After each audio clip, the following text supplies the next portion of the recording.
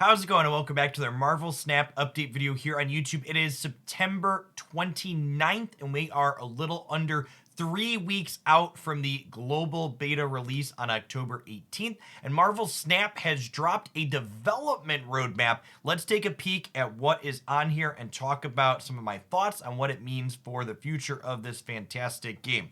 So we've got some kind of broad stroke stuff here to look at the start. We've got coming soon, the global mobile launch, PC early access, localization into 13 languages, a welcome bundle, a reward delivery inbox system. I imagine that's for giving out codes or promo things to specific accounts, a variant rarity system. Past that, so not coming soon, but in development, an unranked mode, a battle mode versus friends, collector tokens, PC widescreen UI. So I assume this part implies here that PC early access will use a similar vertical kind of narrow setup to what we currently have on mobile. So my setup here playing on PC probably won't change a whole lot. And then whatever titles are. In concept, things they're thinking about, new competitive modes, guilds and social systems, in-game events, infinity rank leaderboards. We see them doing a little bit of this, like through ad hoc, like on the back end. They've been posting it on a website and stuff, so probably want to move that in client. Collectible emotes and card emojis, and then mythic variants. Let's dive on in to the details of what some of these things are based on this roadmap update. So coming soon, these are things that are in the final phase of development and they are almost ready to release to the players. Need a little bit of polish and some bug squash, but I hope that most of these, I assume, are coming with the global release. So imagine we're going to see some bits of these in the closed beta over the next couple of weeks. They said we could expect as many as 2 more updates between now and the global release on the 18th, and I imagine we'll start seeing some of these before then or by the 18th at the latest. Let's take a look at the details of some of these. What's the variant rarity system? So variants that are in the game now are alternate art cards, and they currently cost 750 gold in the shop. That's going to be changing a little bit here. The daily offers variant price are going to be dropping from 750 down to 700 gold. And they're going to be adding a super rare variant, which will be available in the daily offer shop for 1,200 gold. And the season pass will include a number of limited time exclusive super rare variants. So they had mentioned that everything that went on in the closed beta was going to be later available. So that includes all of the variants and stuff that have been in season passes in the closed beta. So it sounds like they're waiting to roll out these super rare variants. So that way there's a global release and everybody can get in, and the things that'll actually be exclusive will be happening once everybody has the client available to them, which is definitely a good move. This update's going to be adding at least 75 new rare variants and at least 25 super rare variants. Some sweet looking variations in there. In development, these are things their team is actively working on, but they don't necessarily have timelines on them. Battle mode versus friends, unranked modes, collector tokens, a formal proper widescreen UI for the PC UI, and a titles system. Let's look at the details of some of these things. What is battle mode versus friends? This is something that could be used for a tournament mode.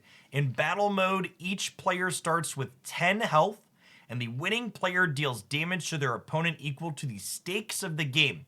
If you double down and snapped, you'll do 4 damage instead of 2. Or if you retreat early, you can lose only 1 life. So this is a neat way to bring the snapping mechanic that's very core to Marvel Snap as a game to a tournament setting. You sit down with another player, and it's not best of 3 like in something of Magic or a pick band format where you're playing, first to win 2 games. It's you're playing until one player has lost all of their 10 cubes for that round. So that could be as little as 2 games, both players go and then someone blows up 8 when they lose and then they lose 2 in the next one. Or it could be as many as, there could be a lot of games in there, right? Because you could theoretically have each player lose 9 cubes in retreats, and then the final game finally goes. So you could theoretically play 19 games of Snap in this game mode.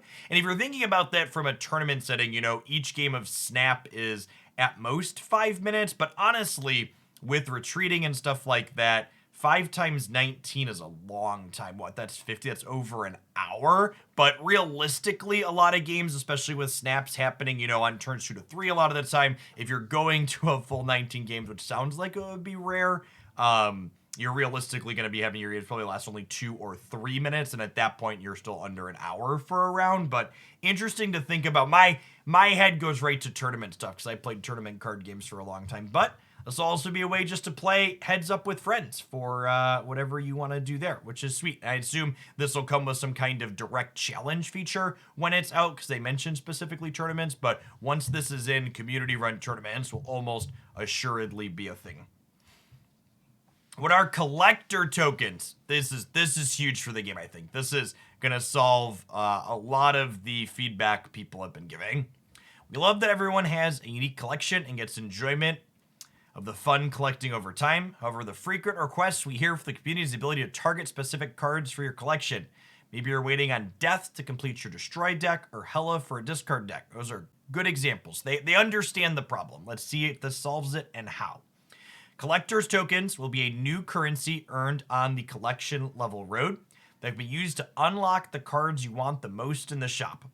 With the addition of collector tokens, we'll be significantly dropping the amount of boosters from collectors' caches and reserves. That's also good. Feedback has largely been that getting boosters is not a good experience. The token shop features a card you don't own every 8 hours. If you don't have enough tokens yet, players can freeze the shop to lock in their targeted card. This isn't meant to be the primary way to earn new cards, but to be able to target the couple of cards you want the most, you should be able to build the deck of your dreams. We're planning to share more information about the collector's tokens as we get to release. Okay, so it's not just going to be this is every card in the game and you go in here and spend your tokens. The token shop features a card you don't own every 8 hours. So it is worth noting that the bigger your collection is, the faster the card you're looking to target is going to rotate through.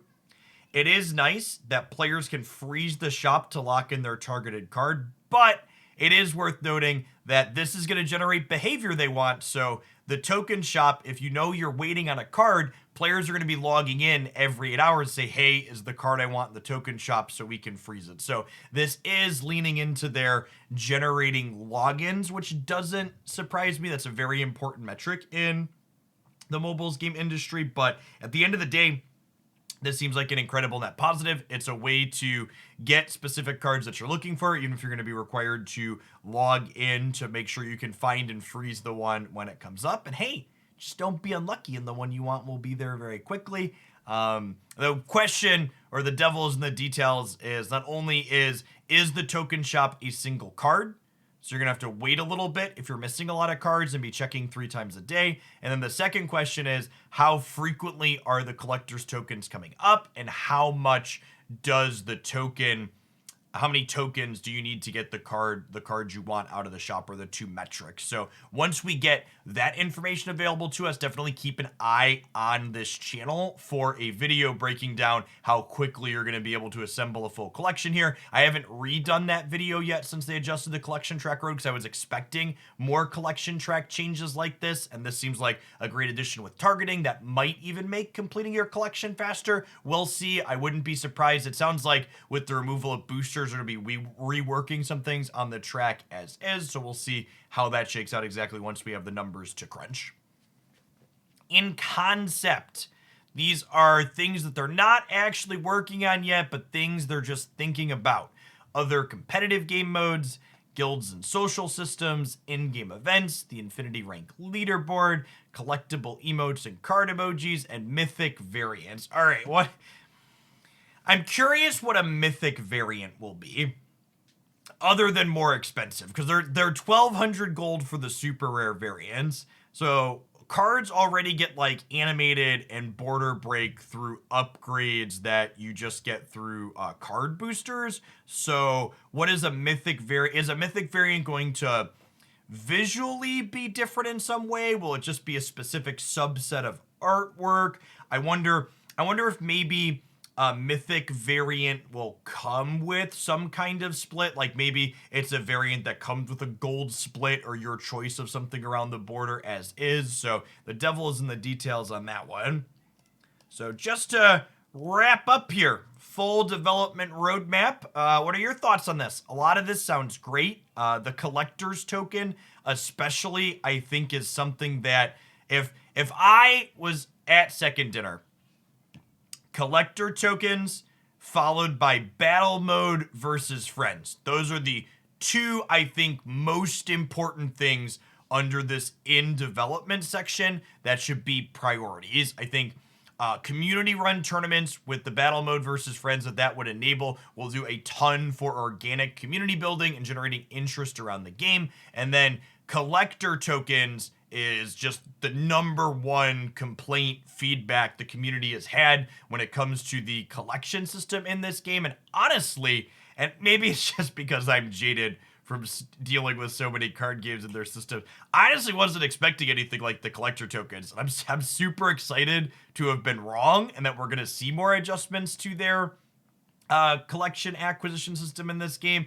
It really feels like between announcing this collector token system and how they rolled back Nexus events, it really feels like they want their game to not only be great mechanically, and it is. Snap's probably one of the best new games I've played in the last decade. But they also really are listening to player feedback and trying to still fit what they're trying to do so they can be successful as a game and a company in terms of monetary goals, but they're also trying to implement everything they can to hit things that players are talking about, and I'm excited to see where it goes from there. If you made it all the way to the end of this rambling, let's say we've been talking for almost 12 minutes, thanks for hanging out. If you're new to the channel, drop a subscription. We post Marvel Snap news updates here as they come out. I also post deck highlights here several days per week, talking about decks and strategies and showcasing some of my best games. Also live stream here as well as on twitch.tv/Jeff Hoagland with Marvel Snap a few times a week. Appreciate you dropping in, everyone, and hopefully see you back again real soon.